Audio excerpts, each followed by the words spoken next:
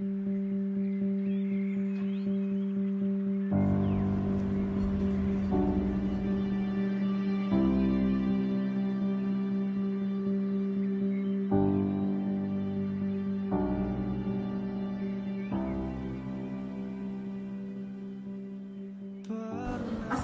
warahmatullahi wabarakatuh. Shalom, Om Swastiastu, Namo Buddhaya, Salam kebajikan. Berdasarkan problem Omnibus Law terkait kekeliruan teknis dan kekeliruan substansial, kami memposisikan diri sebagai tim kontra dari Universitas Kanjuruhan Malang dengan judul Mendeteksi Arti, Memprediksi Konsekuensi.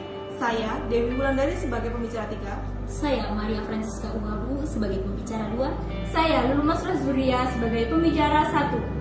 Salam Pancasila!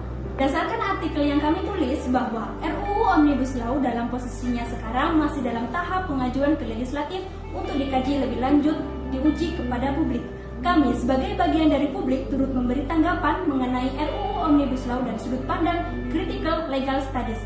Gejolak protes ihwal esensi dan eksistensi Omnibus Law Cipta Lapangan Kerja bermunculan dari kalangan warga, para pekerja, pemimpin daerah, dan terutama civil society. Sehingga kami memposisikan sebagai tim kontra yang mengkaji pada duduk perkara ihwal 2 hal. Kajian pertama, kekeliruan teknis berupa nama atau judul produk hukum yang dirancang yakni Omnibus Law.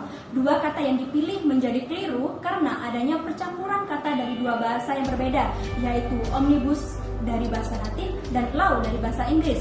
Percampuran 2 istilah ini hampir pasti memiliki ambiguitas dalam hal pemaknaan. Selain itu, ada inkonsistensi dalam pemilihan istilah yang bisa berdampak bagi kajian dan fungsi praktis dari hukum tersebut.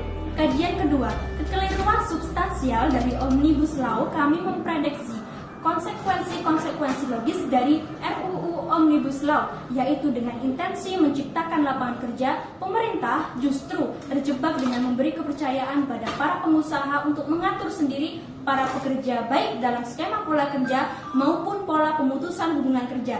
Disinilah kami keberatan karena pemerintah dengan demikian melepaskan perannya sebagai regulator sekaligus penjamin nasib dan hidup para pekerja yang adalah warga negara itu sendiri. Adanya kekeliruan nama produk hukum yakni Omnibus Law. Kekeliruan ini memiliki konsekuensi praktis, terutama perihal kebebasan bila rancangan undang-undang ini menjadi undang-undang. Sesuai dengan nasihat Spinoza, kata-kata hukum mendapat makna yang tepat hanya bila sesuai dari penggunaannya. 2 kata yang dipilih menjadi keliru karena pencampuran kata dari 2 bahasa yang berbeda. Omnibus yang berasal dari bahasa Latin dan Law yang berasal dari bahasa Inggris. Pencampuran 2 istilah ini hampir pasti memiliki ambiguitas dalam hal pemaknaan.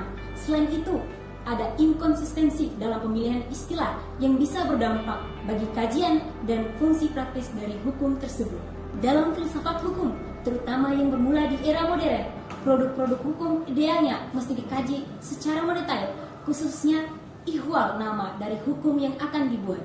Omnibus Law berasal dari istilah dari para perumus atau tim ahli hukum dari pihak eksekutif, tampaknya kurang mencermati maksud asali dan substansi dari dasar kata law yang mestinya mendahului kata omnibus.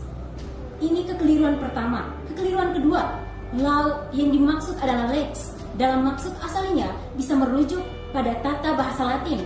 Dengan demikian, Omnibus Law bisa diubah menjadi lex omnibus, bukan ius omnibus, walaupun ius juga memiliki arti, yaitu hukum.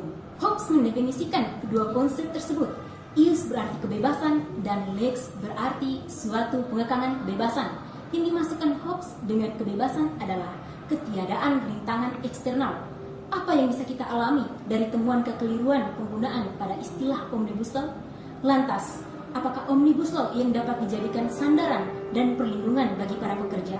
Pertanyaan pertama, kami telah memberi argumen bahwa kekeliruan istilah berupa pencampuran bahasa Latin dan Inggris menjadi agak bias makna. Selain itu, secara substansi limitasi pada kebebasan perlu sesuai dengan kelayakan hidup terutama bagi para pekerja. Berdasarkan problem-problem RUU Cipta Kerja masih perlu dikaji lebih lanjut, merujuk pada pendapat Spinoza dan Thomas Hobbes bahwa penggunaan bahasa dalam nama produk hukum haruslah selaras dengan memilih apakah sama-sama menggunakan bahasa Inggris sehingga menjadi law entirely, atau menggunakan bahasa Latin saja menjadi lex omnibus, ataupun mentranslitnya menjadi bahasa Indonesia menjadi hukum terpadu atau terintegrasi. RUU Omnibus Law tidak bisa menjadi sandaran dan perlindungan bagi para pekerja. Argumen ini akan kami gabungkan dalam posisi kontra dengan merujuk pada draft RUU Cipta Kerja, karena adanya tumpang tindih peraturan perundang-undangan yang terkait dengan mulai disesuaikannya pada Undang-Undang Nomor 13 Tahun 2003 yang dimasukkan ke dalam RUU Omnibus Law, di mana pada pasal 77A ayat 1 tidak selaras dengan pasal 79 Undang-Undang Nomor 13 Tahun 2003. Pada konteks ini, kami bisa mengerti intensi baik dari pemerintah, tetapi beberapa catatan argumen kami perlu dikaji secara bersama-sama. Pertama, Undang-Undang Nomor 13 Tahun 2003 tentang ketenagakerjaan, pola hubungan kerja yang diatur dalam bentuk kerjasama antara pemerintah, pemilik perusahaan, serikat buruh, dan pekerja. Dalam RUU Omnibus Law, pemutus hubungan kerja diserahkan dalam pola hubungan hanya antara pengusaha dan pekerja atau buruh.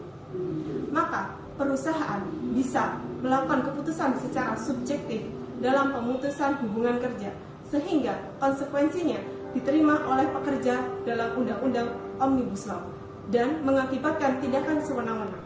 Demikian argumentasi yang kami sampaikan terkait rancangan Undang-Undang Omnibus Law. Sekian dari kami, terima kasih. Salam Pancasila.